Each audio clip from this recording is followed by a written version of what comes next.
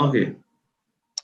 Now, UK, as we all are aware, is one of the best destinations for students, as firstly, their mode of communication is English. We know them, they colonize us. Their environment is much, much more like ours in terms of the atmosphere, though it is times, let's say times 5 or times 10 of our environment, but at least we share one or two things in common with them. Please make sure you mute yourself after we are done, or after I'm done with the presentation. You can unmute it and ask any question that you want to ask. It's one destination that is good for international students, for Ghanaians, the Ghanaian community in the UK. We are more there, let me put it that way. So schooling there wouldn't be a challenge for Ghanaian students. That is one thing. And with ours, so with what we do here with our institution, you need to, or we first apply for admission for you before we can go on with the government scholarship. Now, I'll be sharing my screen with you with regards to how the whole process is and how best we all can participate. One thing I also wish to state is that when we say scholarship, we all want scholarship. In fact, if you are to take percentage-wise, I can say that it's only 1% of Ghanaian populates who will say that I don't want scholarship to study outside. Everyone wants scholarship to study outside. Our politicians who takes a lot of money even give scholarship to their kids to study outside. So everyone wants scholarship. Now, this British Chevening scholarship is for all international students, of which Ghana is part. International students, mostly for Commonwealth nations. That is where mostly this scholarship are awarded to, of which Ghana, we are part of the Commonwealth. Now, excuse me, let me admit your people.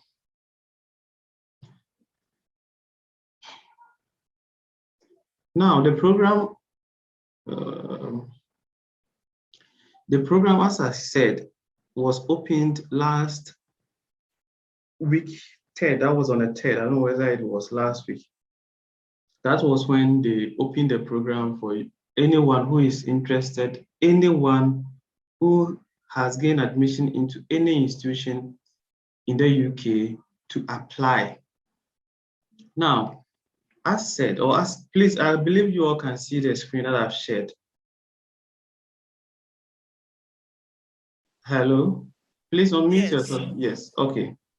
Now, it is an international scholarship, which the deadline is on the 2nd of November.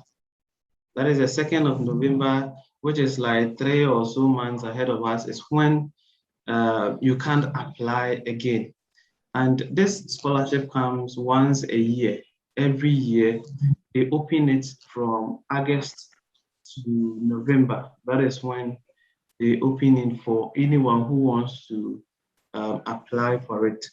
Now, in order for us all to have open-minded, if you want to know whether it is true or it is not true, you can just Google yourself and find out more about it. When you go to their website, they are there. Even when you go to the British Embassy Ghana, the UK Embassy, sorry, Ghana, when you visit their website, it is there. When you visit UK in Ghana on Facebook, you also find the link there to verify for yourself whether the discussion or whatever we are discussing here is true or fallacy. Now, the deadline for one to submit his document is on the 2nd of November this year. Now, for courses that will start in September 2022. You know, the process, it takes a while. The selection process takes a while. So it's like you planning now, but you will leave Ghana in September. For UK, if you want to get admission in January, you can get it. In April, you can get it. In July, you can get it.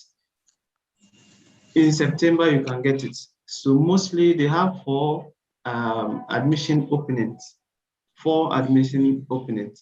But this scholarship is for those who want to study for the September, October admissions. That is where you have to start from now, put in your application, and wait for the selection process. So he said at the description, this is a brief description of it. I believe you all can see it there. It's a UK government global scholarship funded by the Foreign and Commonwealth offices. Blah, blah, blah, blah. So we can all find details about it. So any university in UK that you gain admission in, any university in UK, the one using Techno POP3, please just log out and log in again. You hear us. Log out and log in again. If you can't hear me, yes. So any university in UK accepts this form of scholarship, and it is for master's students alone. PhD are not part. Undergraduates are not part. It is for those who wants to go and do their masters. Those are the people that this program are meant for, or that this scholarship, let me put it that way, this scholarship are meant for. And it is awarded to 1,500 people. 1,500 people. Every year, they award 1,500 people in any course of your choice, any course we are eligible for this scholarship. And as said, it is for master's application. Master's course is where you are eligible for this scholarship. The benefits or the inclusions, I also have it downwards, so I want us to skip it down. So as I told you, the application opens on the 3rd and it closes on the 2nd of November. That is when the thing closes. That is the Chevening scholarship closes. So it says, what does it covers? The scholarship that we are talking about, what does it covers? Now, it covers one tuition fee, one travel, that is your plane ticket, and monthly stipends. Every month, an amount will be given to you. I can't state specifically, but one thing is, if your school is inside London, you get £1,000+ per month. If your school is outside London, you get around £950 per month. That is how much you will get. That is with regards to your monthly allowances. Allowances, the government, no, every 2 hours, no. But the scholarship, no, with tuition fee, and with travel, you know, a cover.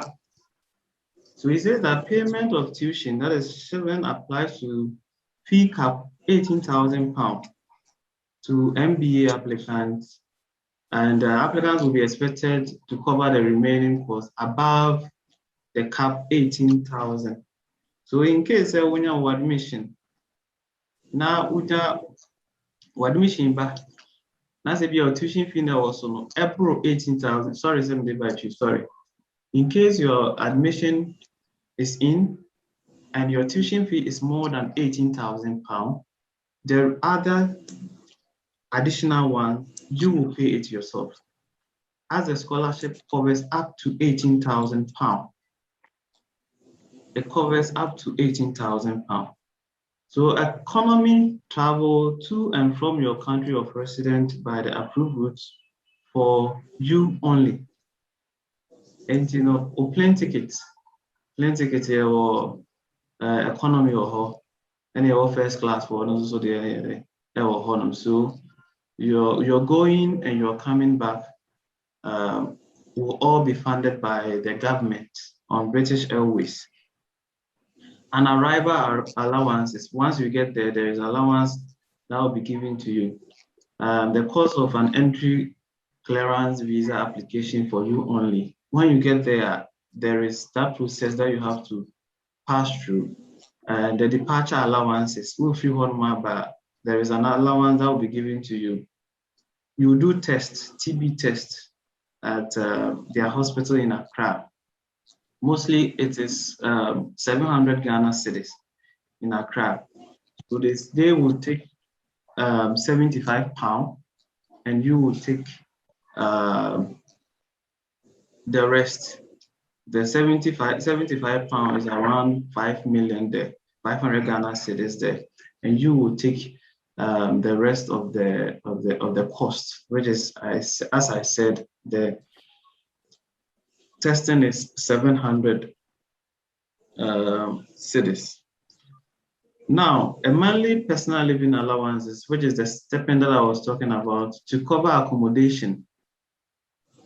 So there will be an allowance that will be given to you to cover your accommodation and living expenses. The stipend will depend on whether you are studying inside or outside London. These rates are subject to annual review. Stipend payments will be made to you on or around the 21st of the month for the following full month. When you arrive in the UK or leave the UK, partway through the month, the stipend for the month will be adjusted as appropriate. So as I told you, in all London, inside London, there is an amount that is given to you, and those who are outside London too, there is an amount that is given to those who are outside London. Inside London, above £1,000, and outside London, Liverpool, Manchester, Leicester, or wherever, you are taking around 900 to 950 pounds a month to cover your living expenses and your accommodation.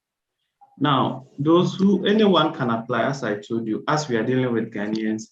We Ghanaians are part of the Chevening, be a citizen of a Chevening eligible country of which Ghana is part, be able to return to your country of citizenship for a minimum of 2 years after your award has ended. We call something a stay back. Stay back in HSA, it means that after the course, UK, the master's program is 1 year. There are some that may be 2 years. The 2-year courses are for those engineering courses. You do 1 year in a class and 1 year like an attachment. These are the instances that you do a 2-year course, but mostly is a year course. And there is a stay back. Once you are done with your course, or once you have your award or you graduated, the school, you have 2 years to stay in the UK. And after 2 years, you have to return. After 2 years, you have to return to Ghana.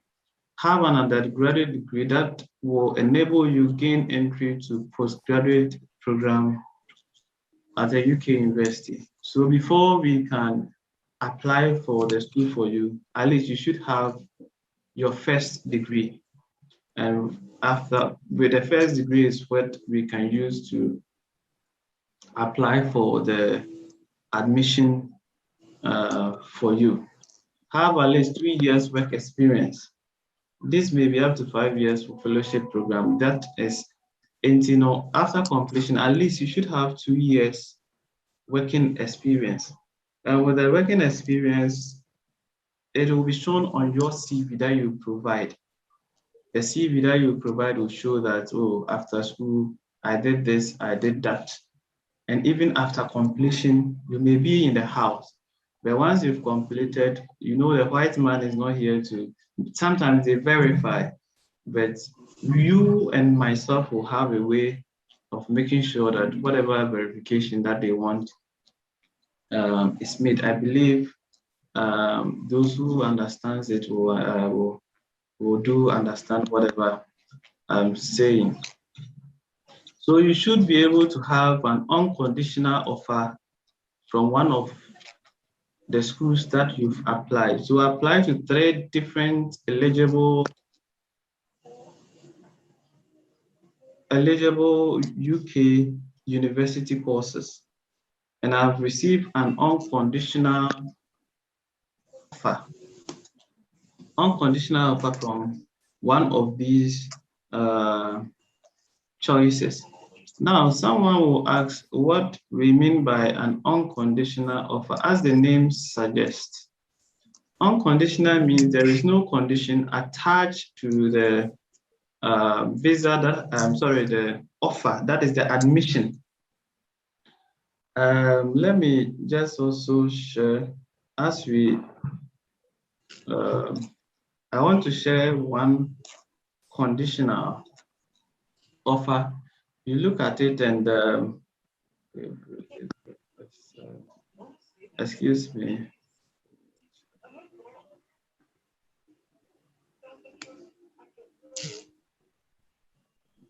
I'm trying to get one from the laptop to show you. So, you know, when we say that the offer is unconditional, there is no condition attached to it.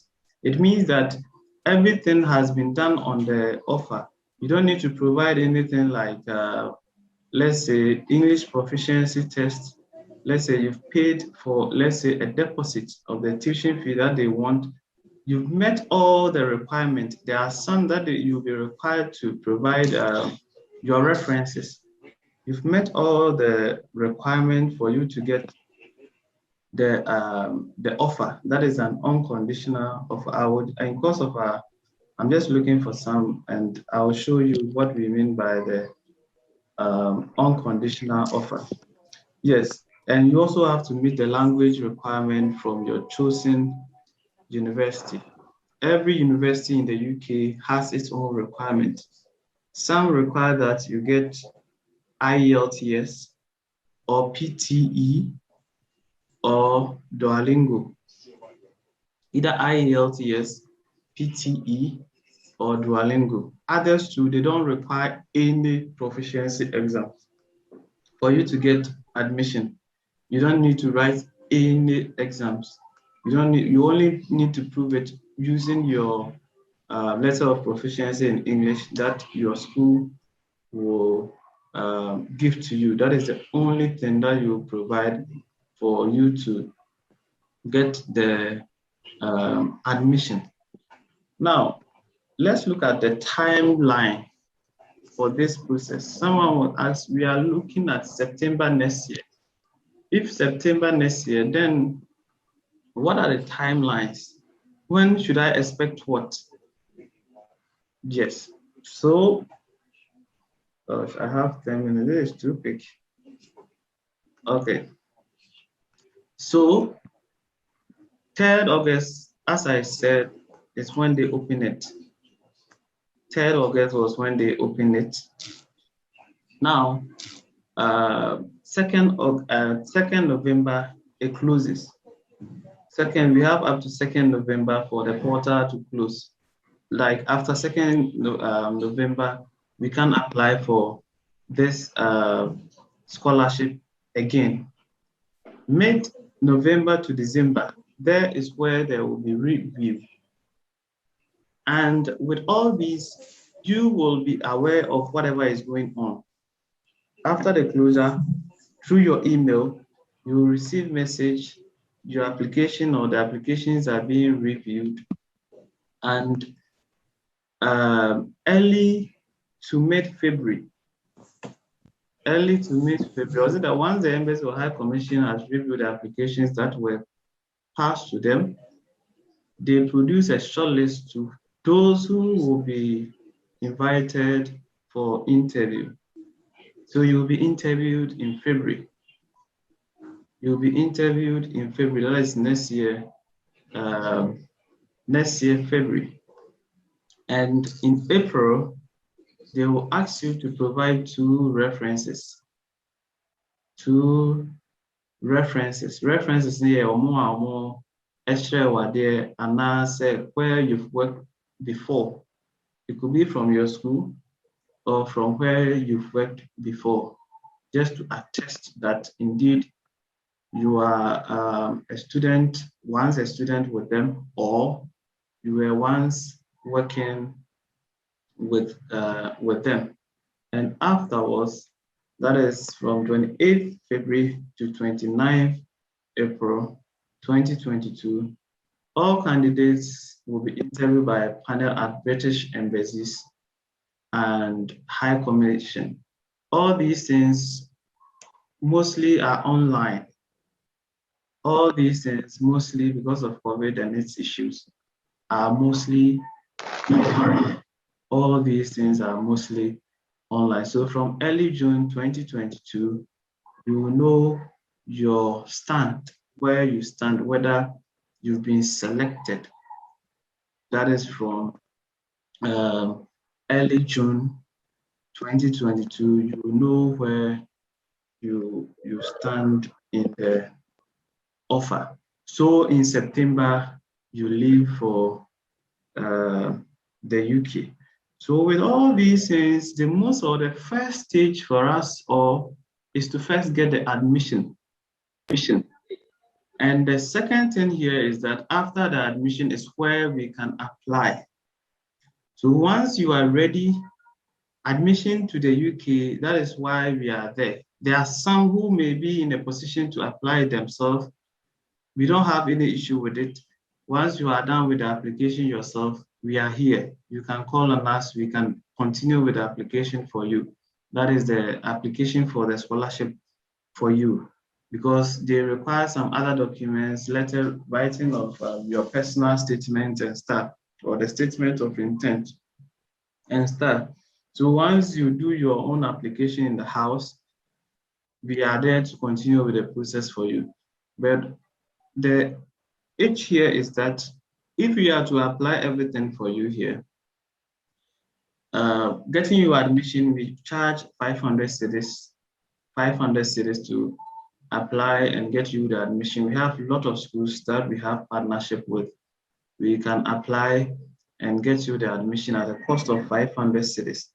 And once the scholarship comes, a percentage of the scholarship, that is 10% of the scholarship, is paid to us. So in case you get like a scholarship amount of, let's say, £10,000, we are entitled to £1,000. In case you get a scholarship of £18,000, we are eligible for 10%, which is £1,800. That is a service charge. So we getting you admission is the 500 cedis. We getting you the scholarship is a 10% of it. The admission, as I said, we have a lot of schools that we have partnership with, and we are there to at least sort you out regards to the process, how everything is done.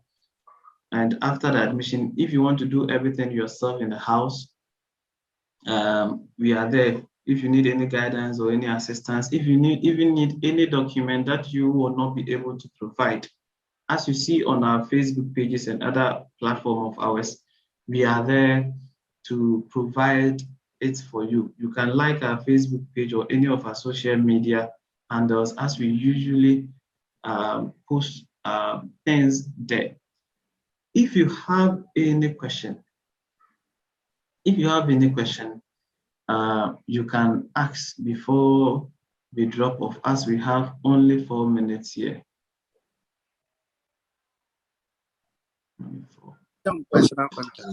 Okay. There's a question. Elvis, let me hear from you. Yes, sir. Good afternoon, sir. Yes, sir. Good afternoon. All right. Okay. So thank you for your organization. Okay. I want to ask. I really like for some University of Manchester Manchester and then Leeds Beckett. But then University I of, applied for the general Leeds Beckett and then Manchester University. you see, the portal that Do you hear? you want to know whether we have Yes. that partnership with them? No, no. I applied for the general intake. That's what I want to put across. Okay. So I want to inquire, since probably if I'm interested in Chevening scholarship, I could apply for the September intake as well. Yes, you can. If you are interested in, you can also apply for the September intake, or better still, you can also defer the course to September. Oh, okay. Yes. And then the academic requirements, the class, the ANA, Okay. is there a benchmark for it? Because I saw yes, 2.1 yes, class. Yes. So I need you to clarify that for us. You know, one thing about Done. education and scholarship is that myself and yourself is like me, myself being an employer. Though I will look at one's result, one's abilities, I also take into consideration the person's results. Your language is one thing they will look at. Your score, your second class lower, or your second class upper, or your first class. Usually, someone will take first class before he comes to the second class, before he comes to the third class. So if you want to be in this, apply for this scholarship, your class matters, firstly. Secondly, you write your statement of intent why you need a scholarship. There too, it matters. Even for visa decisions, especially for Canada that we do, your statement of intent matters most. So these things and your English requirement that you've written or you write, all these things are taken into consideration before they will say that, oh, okay, then let me select this or let me select that. I believe you get me on there. Yeah, I guess it's yes. So though you may have your class will be like second class lower or whatever, but more goes into your class. That is why they interview. That is why after interview, you have to write your statement of intent. That is why they also need references to confirm and to ask your references how good you are. Someone may not be good, let's say, may not be extraordinary in academics, but when it comes to whatever is needed in the field, the person will be there. They look at all these things before taking a decision on someone. Please, it may be off soon. So in case it goes off, I will log in again and you join with your question.